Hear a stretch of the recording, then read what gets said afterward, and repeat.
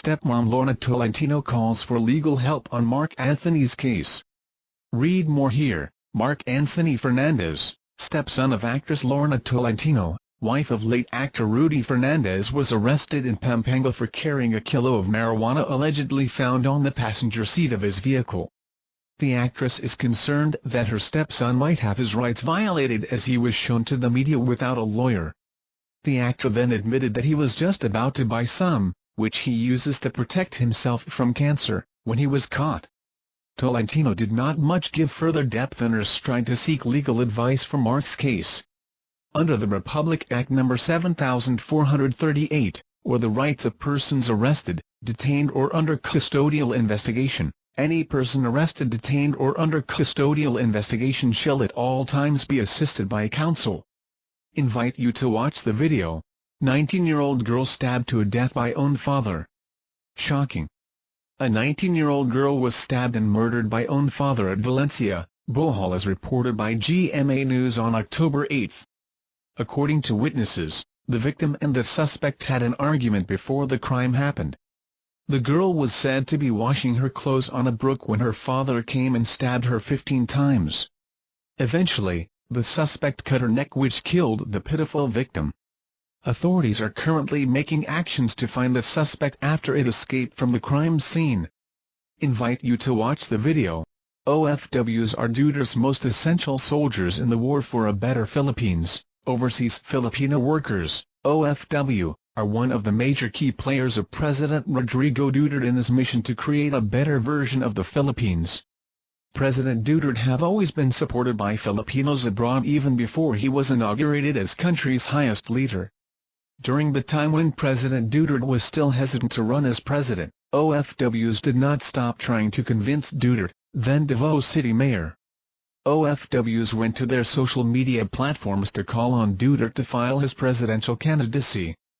Facebook groups and Facebook forums were created in line with the desire of the OFWs to see Duterte become the next president.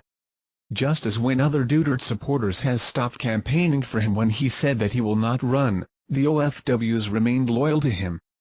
With more than 100 days since the dream of these OFWs came true, the overwhelming support and love of Filipinos abroad still can be felt. While many critics were there to criticize the president, OFWs are always there as well to fight beside him. OFW are always present with Duterte's vision of turning Philippines into a better nation. Since Filipinos abroad are exposed to different cultures and norms, they have the freedom to compare Philippines to other countries. Because of this, it can be seen that they trust Duterte so much that what they see in other countries can also be seen in the Philippines through Duterte's administration. They also might have been used to the incompetence of the previous government, and so they believe in Duterte's campaign for change. Moreover, living far away from their loved ones makes them worry about them so much. They trust Digong to take care of them while they are away. The OFW's act of supporting Duterte originated from their desire and thirst for a genuine change. A type of change only Digong can give.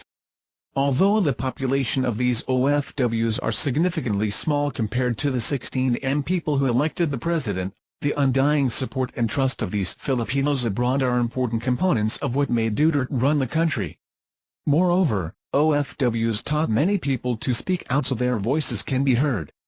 And because of this, they helped a genuine leader be in the position to lead the Philippines. Until now, OFWs remain to be the most active, the most vocal and the most diligent when it comes to supporting President Duterte. They are truly one with their words when they said that they will fight for and with Digong until the end.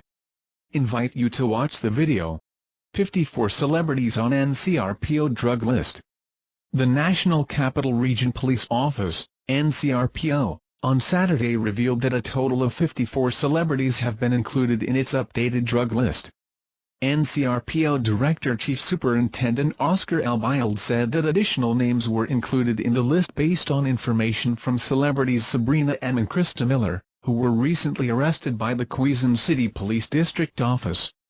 Albild said that the number could still grow as policemen in Metro Manila make more arrests of drug personalities. Every time we make arrests, more names are being included because they were all telling us the persons they transact with, said Albild. Al-Bail declined to reveal the names of the celebrities on the list. He said the list is being validated. These are all being subjected to validation, he said. Aside from information from arrested suspects, he said some of the names were included in the list based on intelligence reports. Mark Anthony not included. Officials of the NCRPO said that actor Mark Anthony Fernandez, who was arrested last week for possession of at least a kilo of marijuana, is not on the list. They explained that majority of the celebrities on the NCRPO's list are into shabu, cocaine and party drugs. Police had also arrested radio disc jockey Karen Borgatter along with her boyfriend in an operation last September. The Southern Police District had said that the couple squealed names of their celebrity clients. Al-Bail, meanwhile, could not confirm if the NCRPO's list is the same as the list of President Rodrigo Duterte.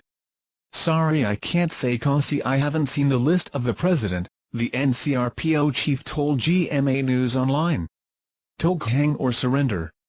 Last week, Philippine National Police Chief Ronald De La Rosa said that he has also not seen President Duterte's list of celebrities involved in drugs. De La Rosa said if ever the president would show the list to him, he will subject the celebrities to Oplan Toghang. Al-Bail appealed to talent managers to voluntarily surrender the celebrities who are using drugs. "I appeal to them to surrender or subject their talent to drug test. They should not wait for these celebrities to be subjected to Oplan Toghang," he said. Invite you to watch the video. Draft amnesty for jailed rebels now with Duterte, negotiator. Granting amnesty to the remaining political prisoners is now in the hands of President Duterte, according to a member of the government panel talking peace with the communist movement. Government negotiator Angela Labrado Trinidad disclosed that the draft amnesty proclamation was submitted to the office of the president last September 27, just days before the second round of talks started. "We have in our possession a stamped receipt of our endorsement letter together with the draft proclamation. It was received by the Office of the Executive Secretary," Labrado Trinidad said in a statement. The draft amnesty proclamation covers 434 political prisoners, based on a list submitted of the National Democratic Front of the Philippines, NDFP, last September 15. 81 of the political prisoners, including women and elderly, were also considered for immediate release based on humanitarian considerations. The Philippine Government Peace Panel and that of the NDFP signed drafts on the amnesty and release of political prisoners on Sunday, October 9, in Oslo, Norway. Labour Secretary and Government Panel Chief Silvestre Vibo Bello III said that the release of the political prisoners would be just a matter of time. "I see no reason why we cannot do it the way we are accelerating the peace process," Bello said. Presidential advisor on the peace process Jesus Dureza shared that the government has been on the same page with the National Democratic Front of the Philippines regarding their concerns on the release of political prisoners. He, however, explained that government processes must be considered before the declaration of amnesty.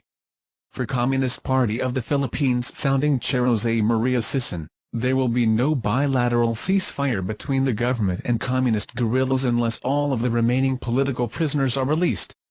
Sison said he was happy over the release of at least 21 detained consultants of the NDF under the coverage of the Joint Agreement on Safety and Immunity Guarantees, JASIG, but lamented that no releases followed after the first round of the talks. The releases happened just in time for the resumption of the formal talks in Norway last August. Speaking at the sidelines of the second round of talks earlier, Sison said the NDF would work on the draft of the bilateral ceasefire agreement but it would not be signed unless the releases would materialize. The negotiations will continue but will be short of signing if there is no amnesty, Sison said. The signing of the drafts on the release of political prisoners and amnesty by the Philippine government and NDFP negotiators in Oslo on Sunday, October 9, signaled that the rebels would be released soon. Both parties issued unilateral ceasefire declarations in August with an agreement that the prospect for October is a bilateral ceasefire to ensure a more stable suspension of hostilities. The amnesty was floated during the first meeting between the NDF and President Rodrigo Duterte a few days after he won the elections. The amnesty and release of all political prisoners is a good incentive for the signing of a joint and bilateral ceasefire agreement, Sisson said. Meanwhile, Lorna Trinidad said the government has been reconstituting the Presidential Committee on Bail, Reconnaissance, and Pardon, PCBREP, which was already signed by the Secretaries of the Department of Justice, Department of Interior and Local Government, and Department of National Defense, as part of the compliance of the government to facilitate the release of political prisoners. This is in compliance with the commitment of the government panel to recommend to the President the immediate release of these prisoners. The guidelines have already been signed by the secretaries of the three departments, DOJ, DILG, DND, and is on its way to the Office of the President for review and signing, Lorna Trinidad further disclosed. Invite you to watch the video. Trump threatens Clinton with special prosecutor over emails. It started with tense smiles, but Sunday's presidential debate soon descended into talk of serving hard time. Republican presidential nominee Donald Trump didn't pull his punches in the town hall-style debate, calling out Hillary Clinton's email scandal and saying the Democratic nominee would be in jail if he was running the country. The debate was already off to a rocky start, with both candidates declining to shake hands after walking on stage. But after a quarrel over Trump's comments on women, revealed in a recent video that resurfaced from 2005, Trump turned the tables to talk about Clinton's use of a private email server. It's a well-worn topic in the 2016 presidential debate, but Trump raised the stakes. "If I win, I am going to instruct my attorney general to get a special prosecutor to look into your situation, because there has never been so many lies or so much deception. There has never been anything like it. The people of this country are furious," Trump said at the debate at Washington University in St. Louis, Missouri. Lincoln and locker rooms, debatements, Clinton and Trump go toe-to-toe on cybersecurity. Debate 1, who won? After getting the subpoena, you delete 33,000 emails. And then you acid wash them. Clinton called the Republican candidate out for his false comments.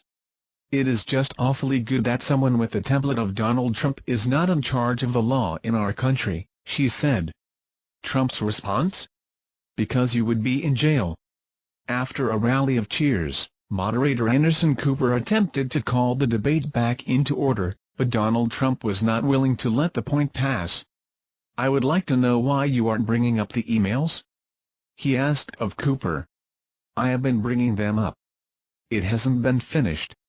The crowd might have responded in force to Trump's threat of jail, but the response extended beyond Washington University. Political analyst Frank Luntz pointed to Trump's comments, saying the Republican candidate's comments led to a massive spike in support from focus groups. With one debate left before November's election, Trump doesn't look set to drop the email scandal anytime soon. Thank goodness we'll have plenty of political memes to keep us going in the meantime. Thank you for watching videos. You remember the likes and comments below. Thanks.